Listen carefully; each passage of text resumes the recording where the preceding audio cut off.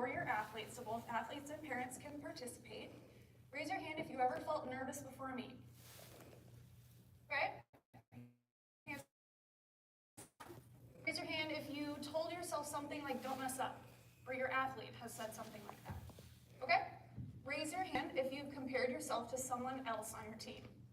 That was a two-hander for me. Raise your hand if you felt frustrated after a bad practice or meet, for example. Okay?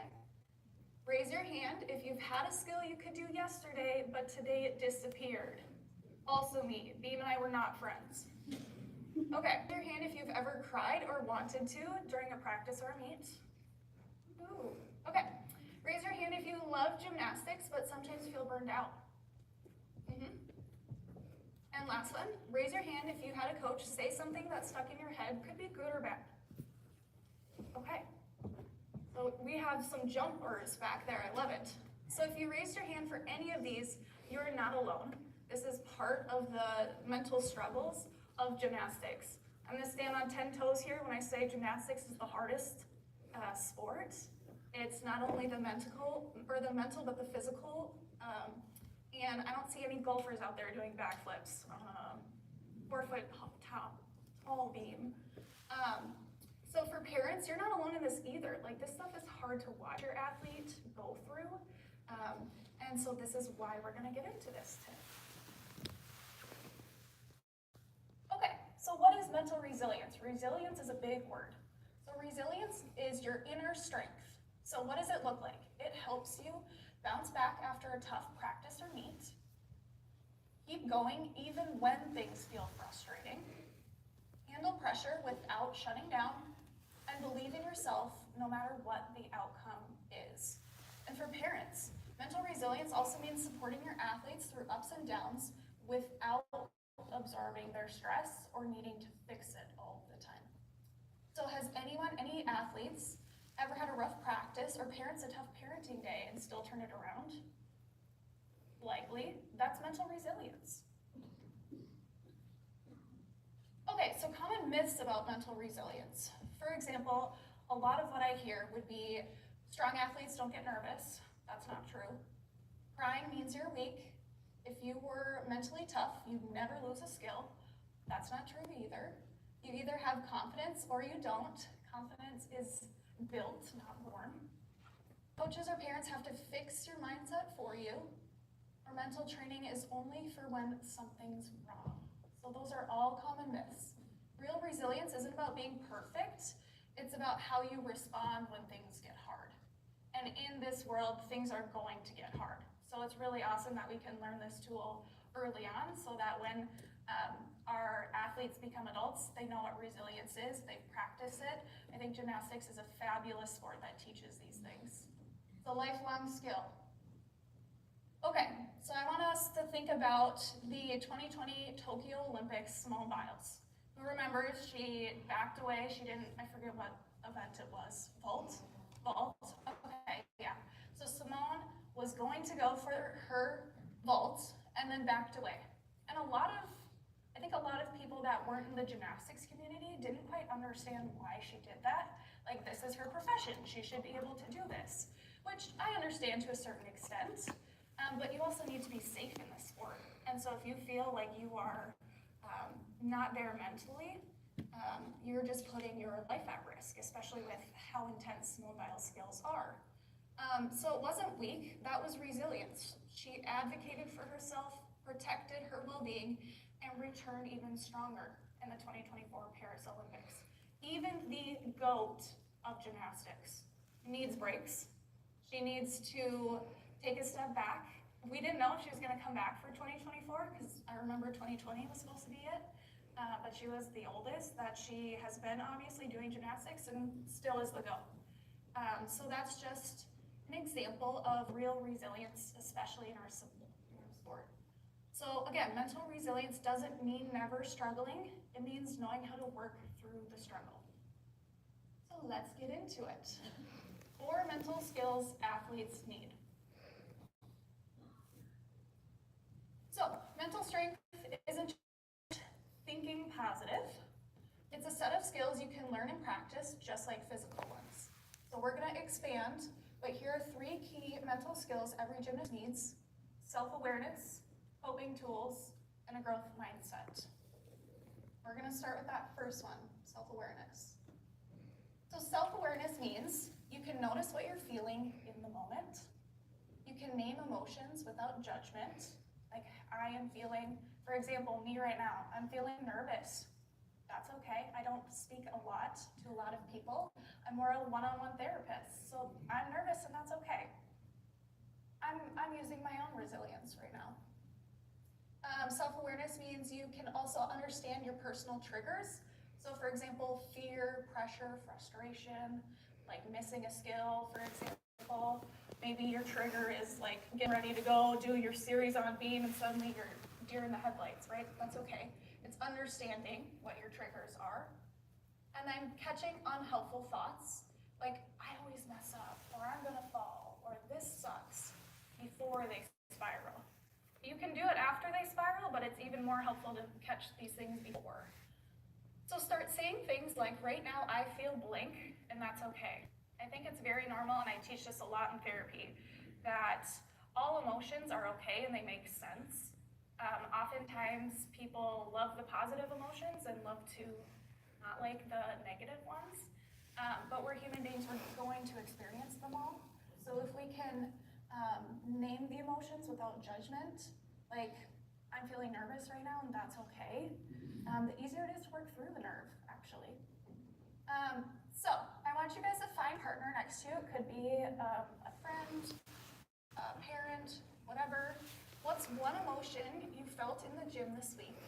How did you respond to it? Angel, what's one emotion you felt in the gym this week?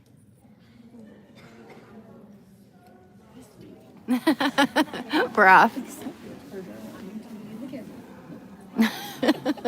The Jumbotron. Yes.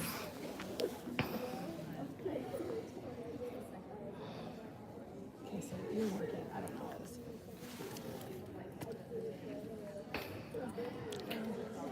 One emotion I'm feeling is I wish I could set my phone down.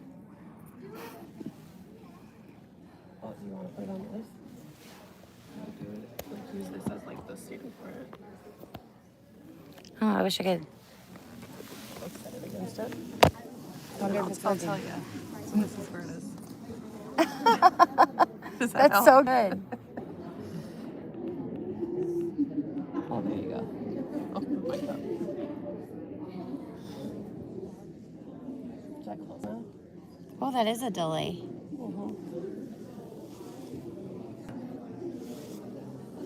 I'd zoom in, but then I'd have to. Well, I'm taking pictures of like these, so I guess we could just.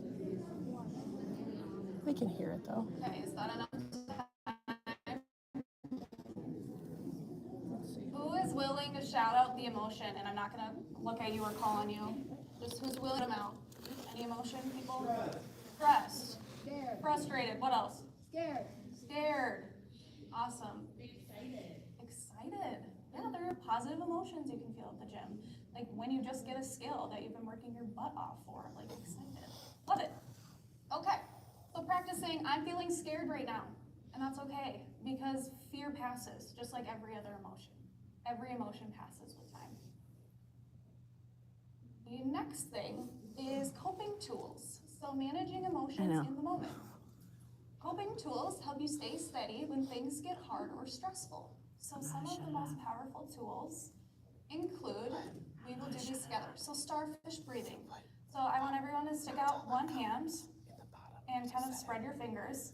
With your other pointer finger, I want you to trace. And every time we go up, we're going to inhale, and then we're going to exhale. Do it with me. Inhale. Exhale. Inhale. Exhale. 2 more. Inhale. Exhale. Last one. Inhale. That works. Exhale.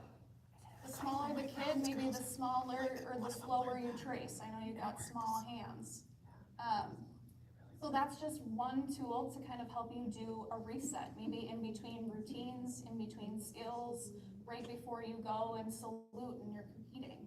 Would be to do a really quick starfish breath. You don't have to make it out here. You can kind of do it behind your back or visualize visualize it too. But that's one tool because it brings oxygen to our brain. When we're feeling nervous, we tend to lose a little bit of oxygen. So that's just a really helpful way to get our brain circulating again.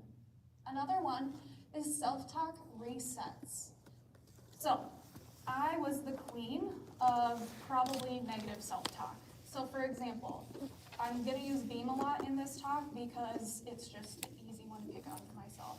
The people who love Beam, I'm so proud of you, good for you. So a self-talk reset. So I struggled with Siri's probably the most, like any other person.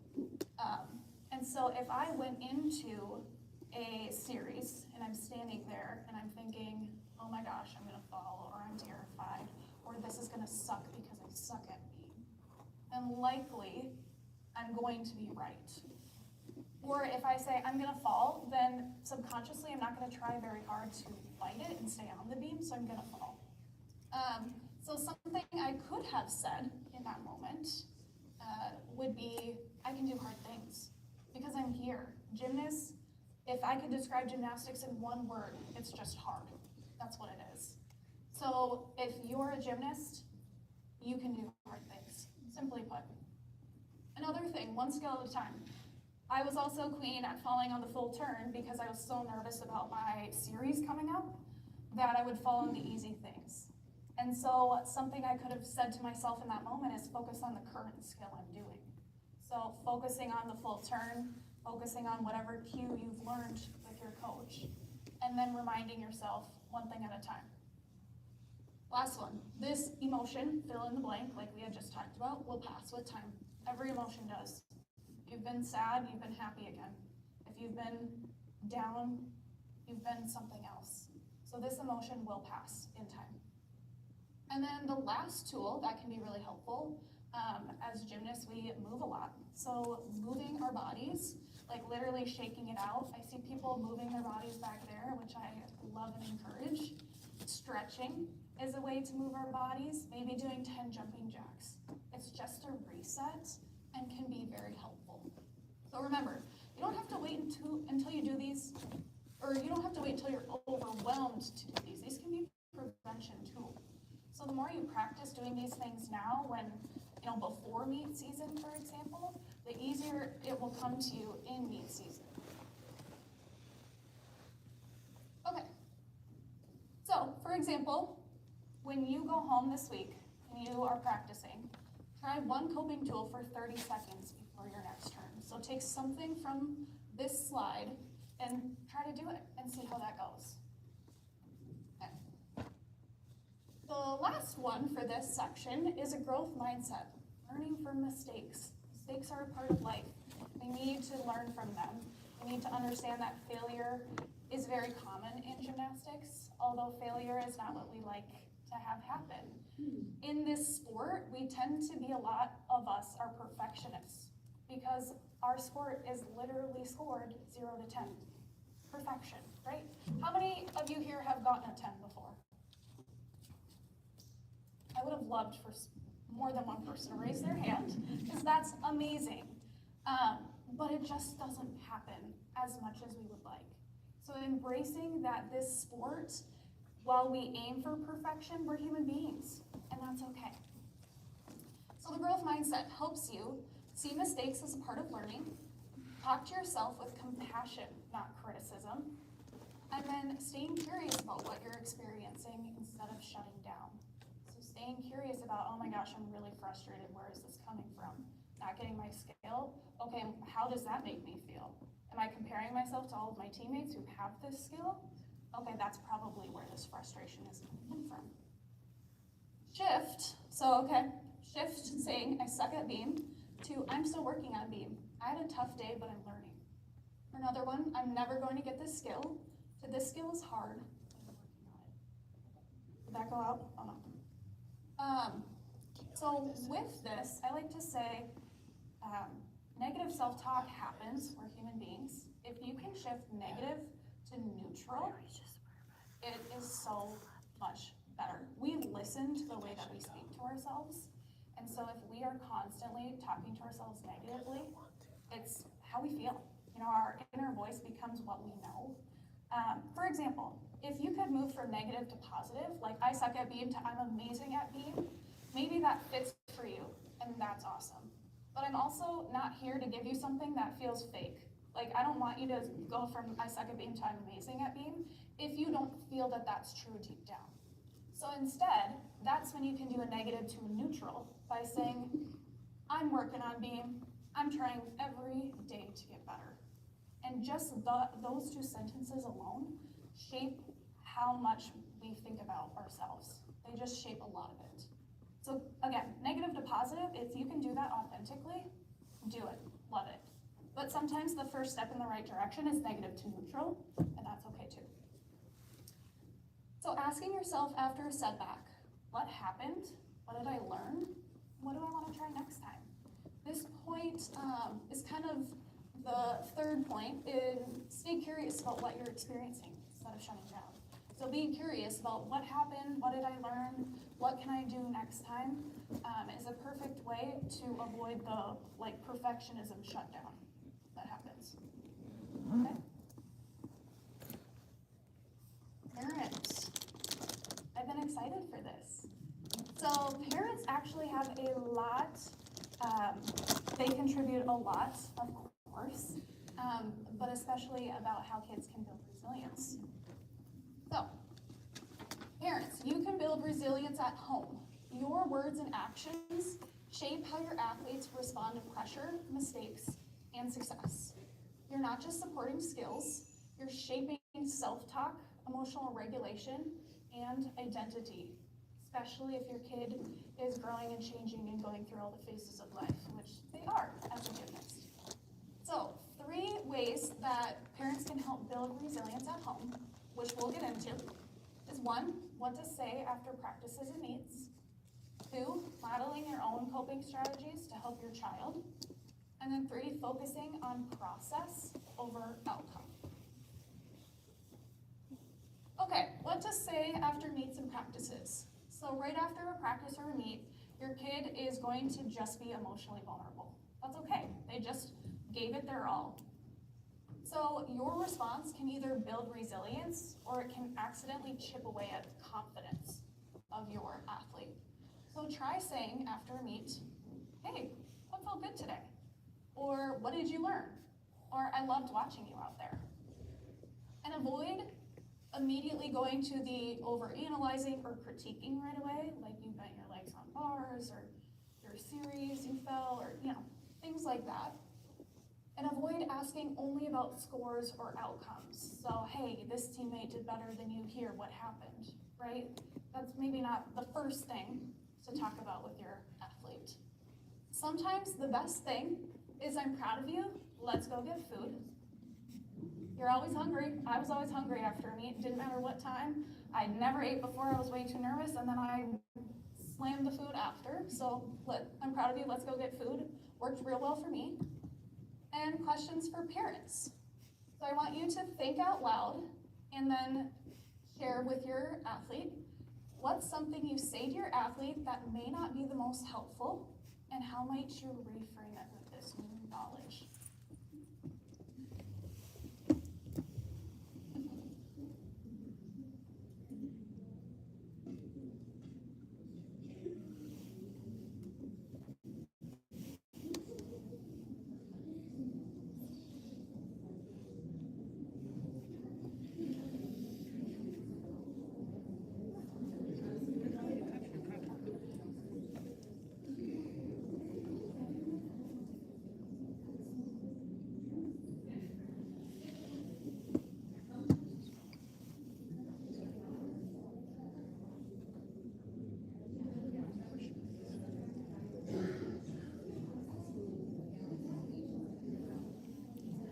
Okay, Mom, what do you say? What do you say? Oh, I'm posting the link for this on the team page so parents can This girl on the live. see it. They can't see it. They can't. Oh.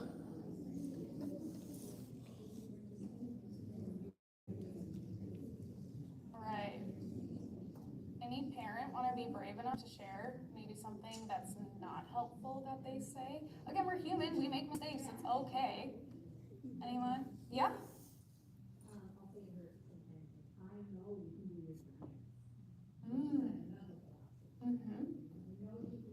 Yeah, which is true, like, we know you can, but mental blocks are so tough because you know you can too, but your brain's getting in the way. Did she respond by saying something that would be more helpful? Ooh, awesome. So, and you know, approaching with curiosity, love it, and connection. Awesome. Thank you for sharing. Yeah, go ahead. I know I used to be a teacher, and for me it was, you know, but now I'm seeing that, Yeah, this is a class they could have signed up for. Yeah. I signed up for some. I know she didn't say anything, but I know that was good. But that's a part of growing. Like, you're gaining mental resilience by understanding what works and what doesn't work. And if you, as a parent, weren't a gymnast, you're gonna mess up.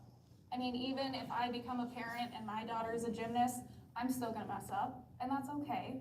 But it's learning to embrace after a mess up of like, hey, maybe that wasn't the most helpful. What would you prefer to hear from me instead? And then that way it fosters connection too with your kid. Thank you guys for sharing. Okay, modeling coping strategies as adults. So kids don't just listen to what we say, they absorb how we as adults handle stress. Resilient athletes often have resilient adults in their lives. I'm gonna say it twice. Resilient athletes often have resilient adults in their life. So, when you as a parent are under stress of your own, modeling, for example, taking deep breaths when you're overwhelmed, and having your kids see that, so that they then, when they're feeling stressed, remember the moment where they saw mom or dad. Another one, saying, that was hard, but I can handle it. Again, that's kind of a neutral statement to say of like, things get hard in life, but I can handle it. I've gotten through it, I'll do it again. You as an athlete are gonna experience hard things, and you'll get through it. Lastly, naming your emotions instead of hiding them. Of course, age appropriate, right? But naming your emotions to your athlete. I'm feeling stressed, I'm feeling anxious today, I'm feeling whatever. And showing your kid that you can be that and then get to the other side. Oftentimes with more negative emotions, we want to sweep things under the rug and protect our child from that. And while that's great intentions, it also doesn't show your athlete that you as a parent can work through hard things. They probably know it, but it's a different thing to see it too. I want to say gymnasts are visual creatures. So, I mean, we learn from watching other things. We learn from watching ourselves. My best form of correction was recording myself because I could have sworn my legs were straight in a back handspring, and they just weren't. And so it's visual is a really important learning tool for athletes. Parents, also avoiding perfectionism or panic when things go wrong, right? If you start panicking, your kid's gonna learn panic. Of course, we're human. And then again, brushing off their feelings or your own, like, you're fine, you'll get through it. And while that could be helpful, it's you're fine, and I'm here to support you. I'm here to love you. What do you need from me? Take it one step beyond the, you're fine. What you model becomes their inner voice. So what if your voice today becomes their self-talk tomorrow?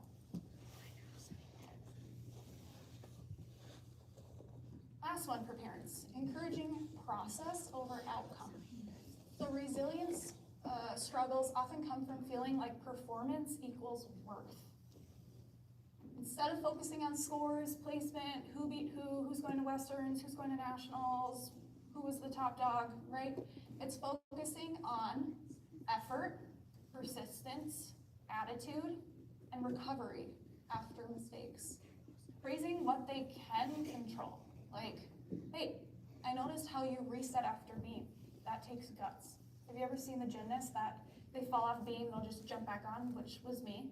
But other gymnasts fall on beam and then they'll take a second and take a deep breath and then get back on the beam. Love it.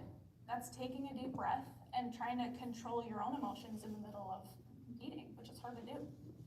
So I notice how you reset after being that takes guts. Or you stayed calm even when things got tough. That's growth. Just figuring things out. So parents, I want you to turn to your athlete. What's something they've done recently that shows resilience and not performance? Okay. All right, Miss Katie.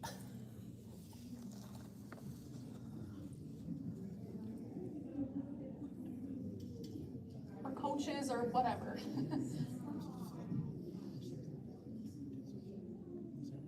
I don't know, Julie's trying to do giants. So I tell her, good job, they're scary. And I, prop her up for being brave, but then I also have to tell her that if she has to bend her arms, she might not be strong enough or she's not using her wrists. It's hard because I'm the coach too.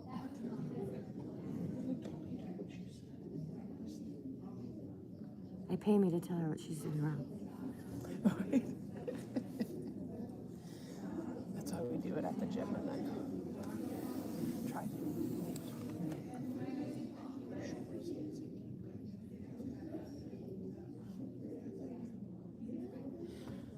It's really cool seeing dads be engaged in this too.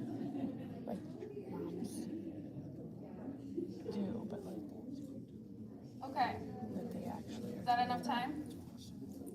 to know that they Okay. have part of it. All right.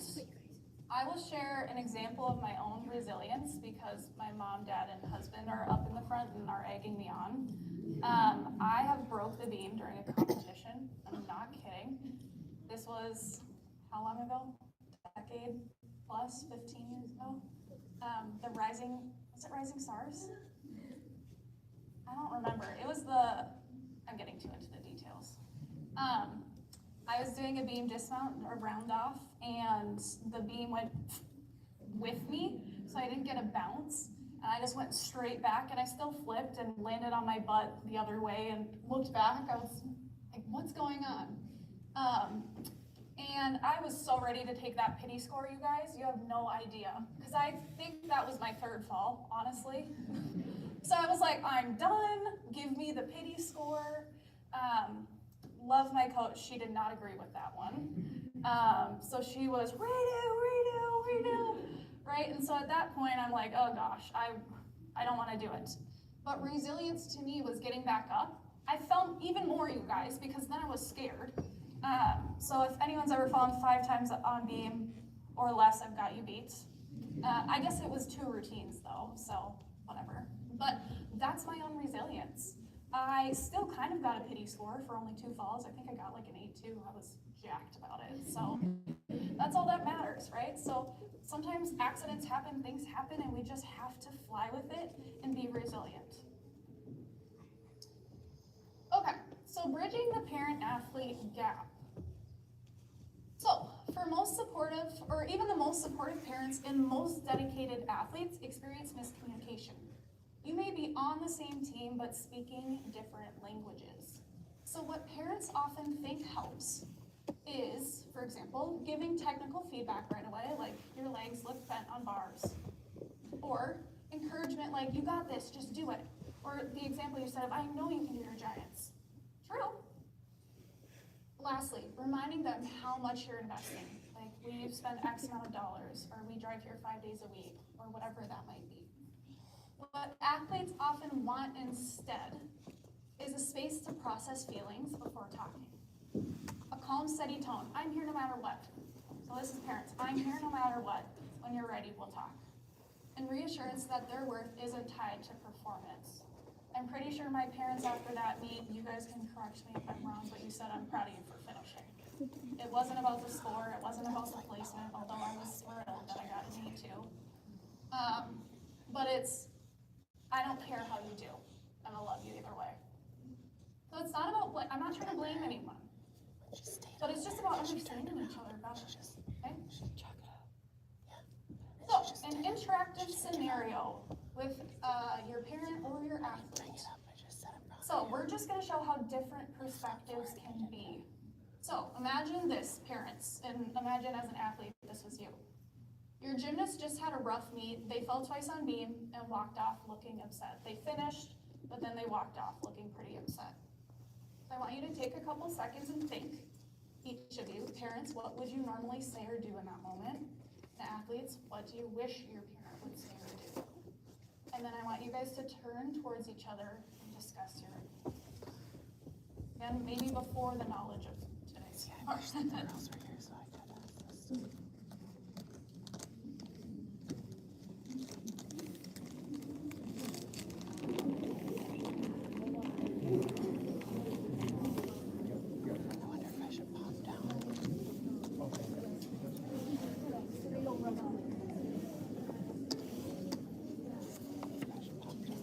Reception at the end? Yeah. Okay. Yep. Thank you. It's kind of down the hall where the bathrooms are. Okay. Just keep walking. You know, And the it's glass past path, just all the way down. Oh, It's not really obvious where it is. So Oh, it's I'm kind kind of of in like, there. yeah.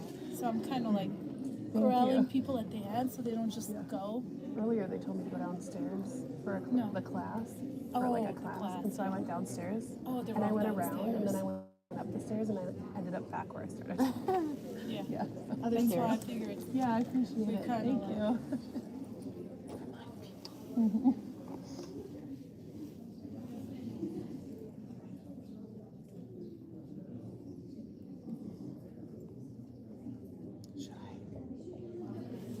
All right, let's come back together. Instead of calling on people, here's what I think parents might want to say and what I think athletes might want to hear. So parents might want to say, you just need to focus more next time. Or you're better than that, what happened? Or it's okay, but you gotta fix that beam series, right? Those are all legit things to say, of course. But instead, and your athlete might want to hear, that looked really hard, are you okay? Or, I'm proud of you for finishing. Like, that's what my parents said to me after the beam broke, thank goodness. They still loved me the same. And last one, let's go get food and talk later. I love you. Yes, you will have to talk later, but maybe not in the heat of the moment. Okay? You don't have to say the perfect thing, parents, but being a calm, safe landing spot goes further than any advice you could give. Practical tools and takeaways. So, again for athletes, this might be a tad of a refresher because we kind of already did this, but small repeatable actions that build resilience over time. We just They always work tell the best Travis at the end. when are practiced before the high stress or high pressure moments. So again, the still self-talk give them, like, 2 resets, minutes to so use going that. from negative to neutral, or negative to positive.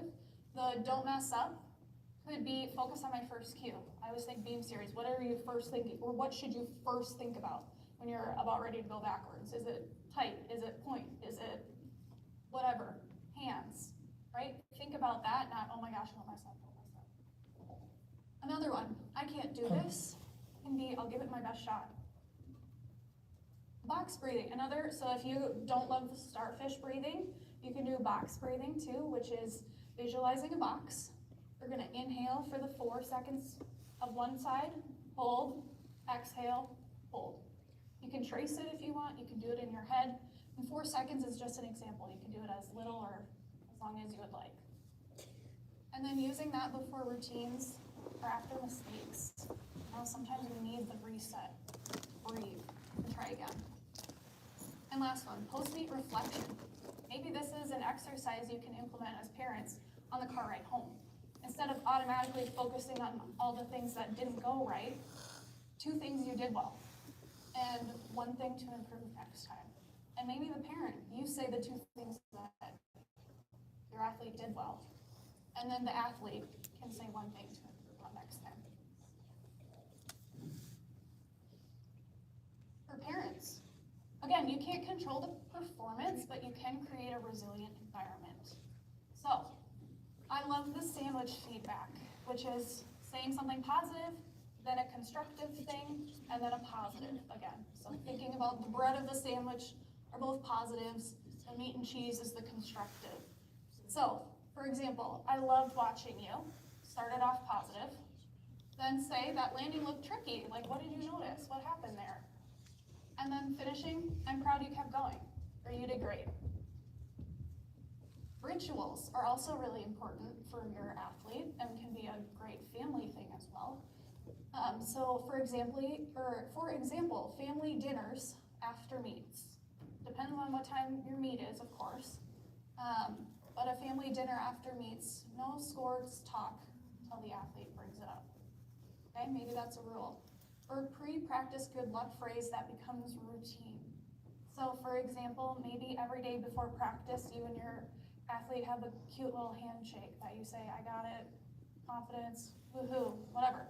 Something that makes your athlete feel good. You can do it before practices, you can do it before meets. It's just a small ritual that makes your athlete feel comfortable. And then again, modeling recovery. So talk out loud when you as the parent handle a setback, and you handle it well. Show your kid that hard things happen and we can work through them. Okay, because I am a marriage and family therapist, so I like to give full family something to go home with. So a family resilience plan can be a simple agreement between parents and athletes. This can be a full family thing too, not just with your gymnast. This could be the full family.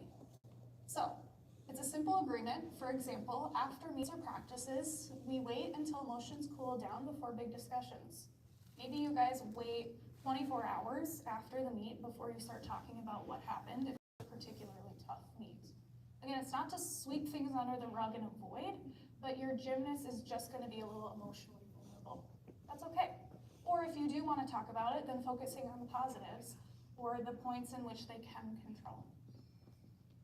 Another example of a family resilience plan is like during stress, we use our coping tools. So pick out a couple of coping tools as a family that you guys can all do. And so if you say, hey, do your box breathing, we'll do it together in the car for 30 seconds. That's a great one that all ages can do together. Or in our home, we celebrate effort and growth over scores. Write it down, post it on the fridge. Resilience is built in everyday moments, not just on meet day.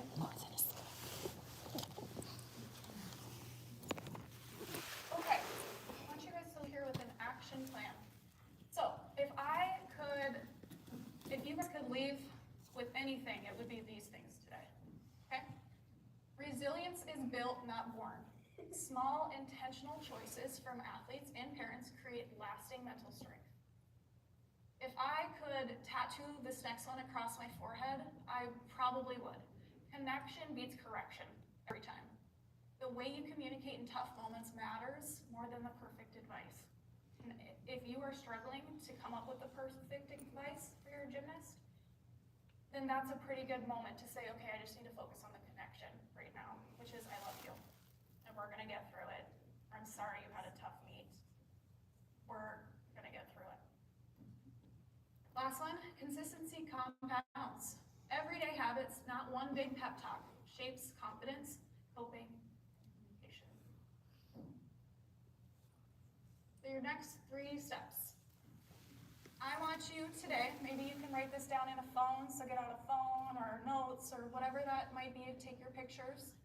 Your next 3 steps, I want you to pick one tool from today and start using that this week. So both parents and athletes, one tool from today and start using it.